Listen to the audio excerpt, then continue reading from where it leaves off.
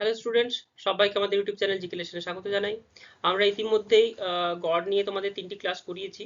আমরা আগের ক্লাসেও দেখলাম গড় সংক্রান্ত যে অঙ্কগুলো আমাদের কম্পিটিটিভ এক্সামে আসতো, সেই অঙ্কগুলো আমি তোমাদের করানোর চেষ্টা করেছি। আজকেও সেই ধরনের কয়েকটা অঙ্ক আমি রেখেছি, যেগুলো হচ্ছে গড় চ্যাপ্টার থেকে খুব ভাইটাল অঙ্ক, যেগুলো আমাদের প্রিভিয়াস এক্সামে এসছে। তো সেই অঙ্কগুলো আমরা কিভাবে করব, তোমরা প্রথম থেকে শেষ পর্যন্ত ভিডিওটা দেখতে থাকো। তো চলো স্টার্ট করি আমাদের আজকের সেশনটি।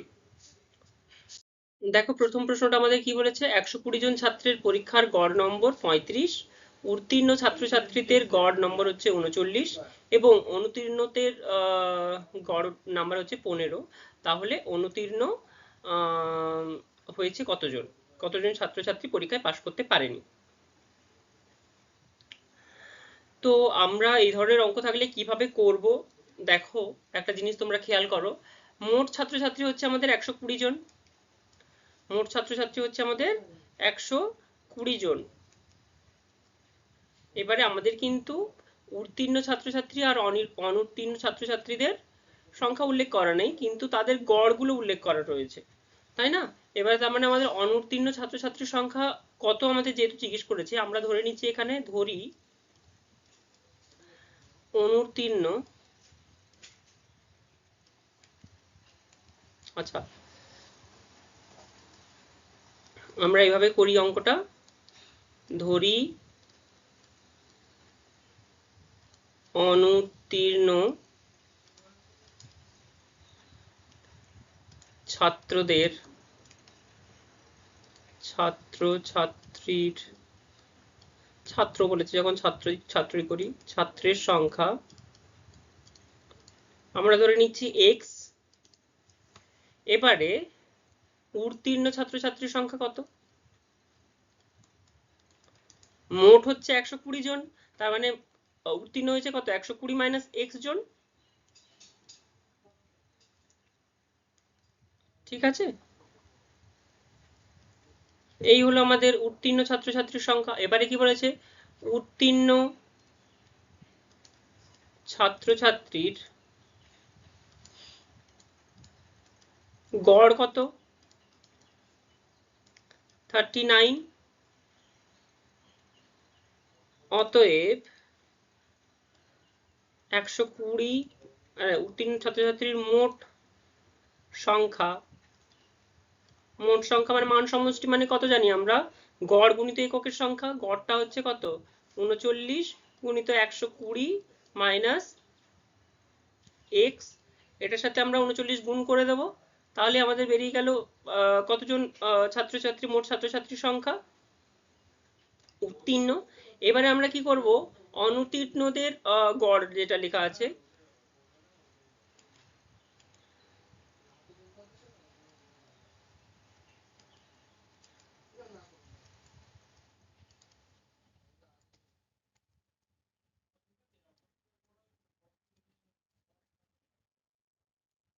পনেরো জন।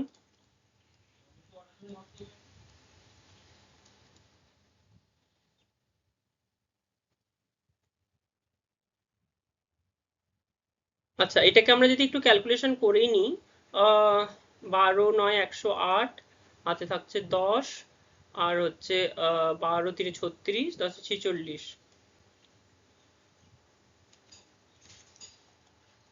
0 মাইনাস হচ্ছে 39x, ঠিক আছে? আচ্ছা, এবারে আমরা করছি কি, অনুত্তীর্ণ গড়, এবার অনুতীর্ণ ছাত্রছাত্রীর মোট সংখ্যা কত, সমান হচ্ছে 15 গুণিত x, কারণ আমরা x জন ছাত্রছাত্রী। এবারে হচ্ছে কি, অতএব 120 জন ছাত্রছাত্রীর গড় কত হচ্ছে, 35। অতএব 120 জন ছাত্রছাত্রীর মোট সংখ্যা সমান কত, 35 গুণিত 120 সমান কত, 12 5 60, 12 3 36, 37 38 39 40 41 42, 4200। অতএব এবার আমরা কি করব, এটাকে করব 15x প্লাস, এটা যদি আমরা করি তাহলে 15x plus 4680 minus 39x equals to হয়ে যাচ্ছে আমাদের 4200। আর আমরা যদি করি ক্যালকুলেশনটা 15, আর তার মানে হচ্ছে আমাদের 39 থেকে যদি আমরা 15 বিয়োগ দিই 14, 24 নাকি, এটা 4 আর এটা হচ্ছে 2, হ্যাঁ 24x ইকুয়ালস টু হয়ে যাচ্ছে, এটা এদিকে গেলে আমাদের 4200 থেকে 4680 থেকে 4200 মানে 480, और x ইকুয়ালস টু হবে 480 ডিভাইডেড বাই 24, 24 2 48 সমান হয়ে যাচ্ছে 20। তার মানে আমাদের অনুত্তীর্ণ ছাত্রছাত্রীর সংখ্যা কত, 20 জন। বোঝা গেল, 20 জন অনুত্তীর্ণ ছাত্রছাত্রীর সংখ্যা হচ্ছে 20 জন। তো চলো এইভাবে তোমরা কিন্তু অঙ্কটা করতে পারবে। এটা শর্টকাট টেকনিক রয়েছে, যদি তোমাদের মনে হয় তাহলে আমাদেরকে বলো, আমরা চেষ্টা করব আরো ছোটভাবে কিভাবে এই অঙ্কগুলো করানো যায় সেটা তোমাদেরকে অন্য একটা অঙ্কের দ্বারা দেখানোর। তো চলো নেক্সট অঙ্কটাতে আমরা যাই। দেখো কি বলেছে, এ ও বি এর গড় আয় বলে দিয়েছে 12,000 টাকা। এ ও বি এর গড় আয় 12,000, বি ও সি এর গড় আয় 15,000, এ ও সি এর গড় আয় 13,000, তবে বি এর মাসিক আয় কত? তাহলে আমরা কি করব অঙ্কটাতে, এ ও বি এর গড় আয় ধরি আমরা কি এ ও বি, সরি এ ও বি এর গড় আয় হচ্ছে 12,000 টাকা। তাহলে এ প্লাস বি করছি আমরা, এর আয় সমান কত, মানে মোট আয়, এ প্লাস বি এর মোট আয়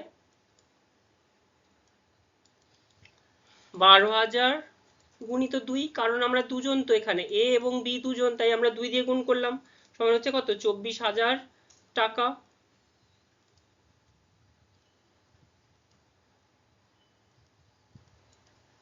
এবারে হচ্ছে কি বি এবং সি এর গড় আয় কত বলেছে আমাদের, 15,000 টাকা। অতএব বি প্লাস সি এর মোট আয় কত হবে, 15,000 গুণিত 2 সমান 30,000 টাকা। ঠিক আছে, এবারে হচ্ছে কি এ এবং সি এর গড় আয় কত, 13,000 টাকা। অতএব এ প্লাস সি এর মোট আয় কত হচ্ছে, 13,000 গুণিত 2 সমান 26,000 টাকা। ঠিক আছে, এবারে আমরা কি করব, এটা হচ্ছে আমাদের 1 নম্বর ইকুয়েশন, এটা হচ্ছে আমাদের 2 নম্বর ইকুয়েশন, এটা হচ্ছে আমাদের 3 নম্বর ইকুয়েশন।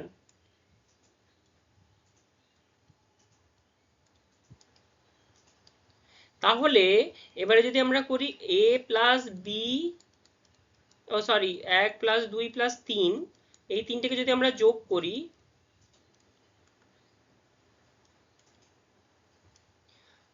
যোগ করে পাই, তাহলে কত হচ্ছে, এ 1 প্লাস 2 প্লাস 3 যোগ করে পাই, তাহলে হচ্ছে 24,000, আচ্ছা sorry, A plus B plus B plus C plus C plus A equals to, বা এ প্লাস সি, যাই হোক যে কোনো একটা, A plus C equals to হচ্ছে 24,000 যোগ 30,000 যোগ 26,000 সমান কত হচ্ছে, এগুলোকে যদি যোগ করি 2 into A plus B plus C equals to কত বেরোচ্ছে আমাদের, 6 4 10 শূন্য হাতে 1 3 2 3 3 6 7 8 80,000।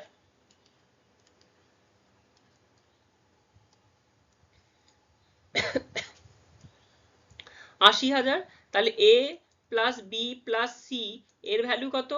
80,000 ডিভাইডেড বাই 2 সমান হচ্ছে 40,000,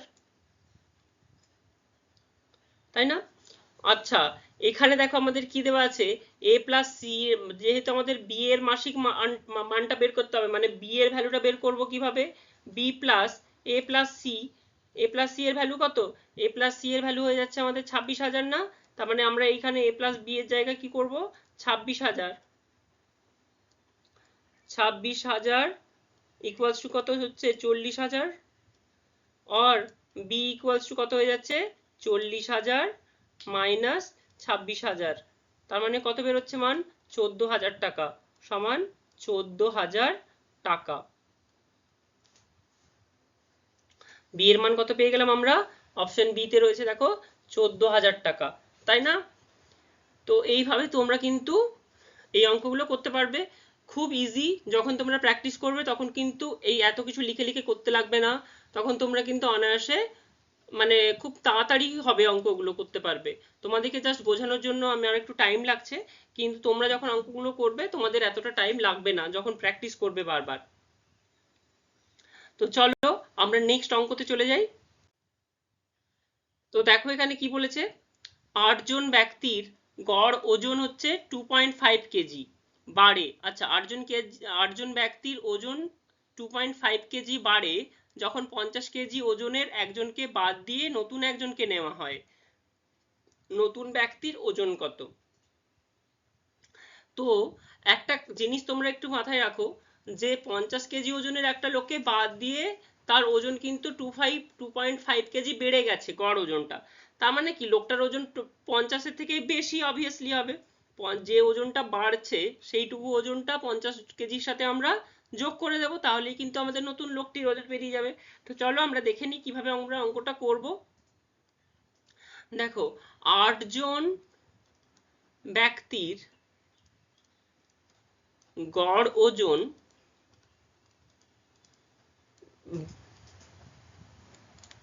2.5 কেজি বাড়লে মোট ওজন বাড়বে।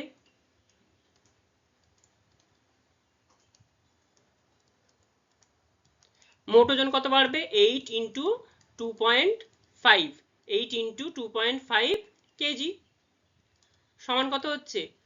25 8 200 মানে 20 কেজি। 20 কেজি। এবারে হচ্ছে কি 8 জন ব্যক্তির 20 কেজি ওজন বেশি হয়ে যাচ্ছে যখন 50 কেজি ওজনের একজনকে বাদ দিয়ে নতুন একজনকে নিয়ে আসা হচ্ছে। তার মানে অতএব নতুন ব্যক্তির ওজন কত হবে? নতুন ব্যক্তির ওজন কত হয়ে যাচ্ছে? 50 কেজি ওজনের লোক ছিল, তার সাথে আমি আরো 20 যোগ করে দেব। কারণ কি?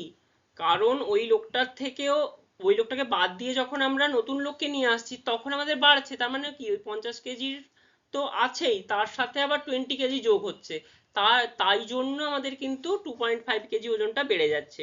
এই জিনিসটা তোমাদেরকে বুঝতে হবে, বুঝতে পারলে? তারপরে চলো, তার মানে কত হচ্ছে, এটা আমরা কেজি করছি, সমান কত হয়ে যাচ্ছে? 70 কেজি। 70 কেজি হয়ে যাচ্ছে আমাদের, দেখো অপশন সি তে রয়েছে 70 কেজি। তাহলে নতুন ব্যক্তির ওজন কত ইজি ছিল না অঙ্কটা? এটা কিন্তু আমাদের গভর্নমেন্ট এক্সামে অলরেডি পড়েই গেছে। হ্যাঁ, তো সুতরাং তোমরা কিন্তু এই ধরনের অঙ্কই আসবে পরীক্ষায়, তোমাদের একটু মাথাটাকে ঠান্ডা রেখে এবং একটু ভাবনা চিন্তা করলেই কিন্তু অঙ্কগুলো তোমরা ইজিলি করতে পারবে। তো চলো নেক্সট অঙ্কটা আমরা দেখে নিই। দেখো এখানে কি বলেছে, 10 জন ছাত্রের গড় নাম্বার হচ্ছে 60। 10 জন ছাত্রের গড় নাম্বার 60 বলে দিয়েছে। একজন ছাত্রের নাম্বার ভুল করে 45-এর জায়গায় 25 লেখা হয়েছিল, সঠিক গড় কত হবে? মানে অলরেডি কিন্তু ভুল লেখার কারণে একটা গড় তৈরি হয়েছে, যেটা হচ্ছে কি ভুল গড়, সেটা কিন্তু কম। এবারে যেহেতু আমাদের 45-এর জায়গায় 25 লেখা হয়েছে, যদি 25-এর জায়গায় 45 হয় তাহলে আমাদের গড় মানটা বেড়ে যাবে, তার মানে 60-এর ওপরেই হবে। দেখো 60-এর ওপরে মানে কি 62 বা 62.5 হবে। প্রথমেই কিন্তু আমরা একটা উত্তর অলরেডি পেয়ে গেলাম যে আমাদের কোন অপশনটা হতে পারে। তো সুতরাং চলো দেরি না করে দেখি আমরা কিভাবে করব অঙ্কটা। দেখো কি বলেছে, 10 জন ছাত্রের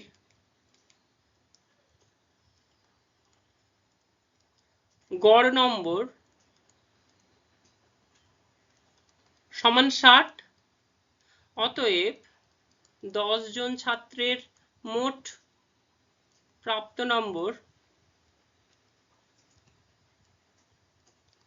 সমান কত হবে, 60 গুণিত 10 করে দেবো আমরা, সমান হচ্ছে 600।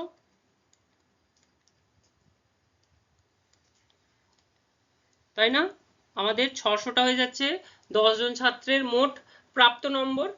এবারে আমাদের কি বলেছে, একটি ছাত্রের নম্বর 45-এর মানে 45-এর জায়গায় 25 লেখা হয়েছে, তার মানে ভুল করে 45-এর জায়গায়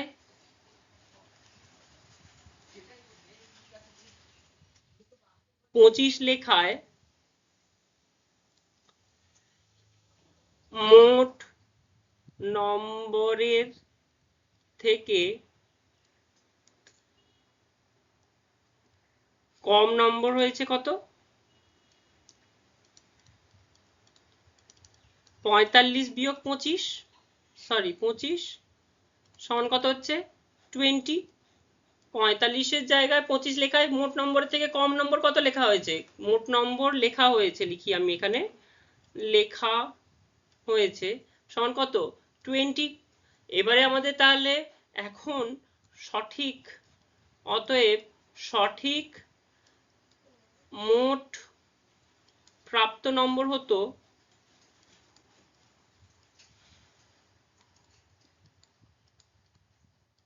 সমান কত, 600-র জায়গায় 600 যুক্ত 20, এটা তো ভুল করে লেখা হয়েছিল, তার সাথে আমাদের আরো যোগ করতে হবে কত 20, কারণ আমাদের 20 তো কম লিখেছি আমরা ভুল করে, তো ওইটাকে শোধরানোর জন্য আমাদের কি করতে হবে, 600-র সাথে আবার 20 যোগ করতে হবে। ঠিক আছে, সমান হতে হয়ে যাচ্ছে আমাদের 620। এবারে আমরা কি করছি, অতএব সঠিক গড় তাহলে কত হচ্ছে, সঠিক গড় সমান কত হয়ে যাবে, 620 ডিভাইডেড বাই 10, কারণ হচ্ছে কি 10 জন স্টুডেন্টেরই তো আছে, তার মানে আমরা এককের মান সমষ্টি বাই এককের সংখ্যা করে দেব, সমান কত হচ্ছে 62। এই শূন্য শূন্য কেটে দাও, তার মানে 62 দেখো আমাদের অপশন বি সি তে রয়েছে, বোঝা গেল, অপশন সি হয়ে গেল আমাদের কারেক্ট অ্যান্সার। আশা করি তোমরা অঙ্কগুলো ভালোভাবে বুঝতে পারছো। যারা কোথাও তোমাদের যদি কোথাও প্রবলেম হয় আমাকে জানিও, আমি চেষ্টা করব নেক্সট ক্লাসে আরো ভালোভাবে বুঝিয়ে বলার। আর যারা আমাদের সেশনটা শেষ পর্যন্ত দেখলে তাদের উদ্দেশ্যে বলবো থ্যাংক ইউ। আমরা প্রত্যেক দিনই চাইছি যে কম কম করে তোমাদের প্রত্যেকটা চ্যাপ্টার কভার করানোর, এবং যাতে তোমাদের বুঝতে সুবিধা হয় এবং যাতে তোমাদের মনে রাখতে সুবিধা হয়, তোমরা প্লিজ প্রত্যেকটা অঙ্ক নোট ডাউন করে নিও খাতায়, এবং পরবর্তী ক্ষেত্রে তোমরা এই ধরনের অঙ্ক দেখলে যেভাবে আমি করাচ্ছি সেভাবে প্র্যাকটিস করে দেখো, তাহলে আশা করি তোমাদের প্রবলেমটা সলভ হতে সুবিধা হবে। যদি তোমাদের কোনো অঙ্কে কোনো ডাউট থাকে আমাদেরকে জানিও কমেন্ট সেকশনে, তাহলে ওই কোশ্চেনটা আমি আলোচনা করব তোমাদের নেক্সট ক্লাসে, এবং দেখা হচ্ছে তোমাদের সাথে আমাদের নেক্সট ক্লাসে। ততক্ষণ পর্যন্ত ভালো থেকো। আর যারা আমাদের চ্যানেলটা এখনো সাবস্ক্রাইব করোনি প্লিজ সাবস্ক্রাইব করে নিও, পাশে থাকা বেল আইকনটিও ক্লিক করে নিও। তোমাদের যদি মনে হয় এই ভিডিওগুলো তোমাদের কাজে লাগবে পরবর্তী ক্ষেত্রে, তাহলে প্লিজ শেয়ার করে রেখো, এবং তোমাদের ভাই বোনদের মধ্যেও যদি মনে হয় ওদের কাজে লাগতে পারে তাহলে তাদের মধ্যেও শেয়ার করে দিও। দেখা হচ্ছে নেক্সট ভিডিওতে, টাটা বাই।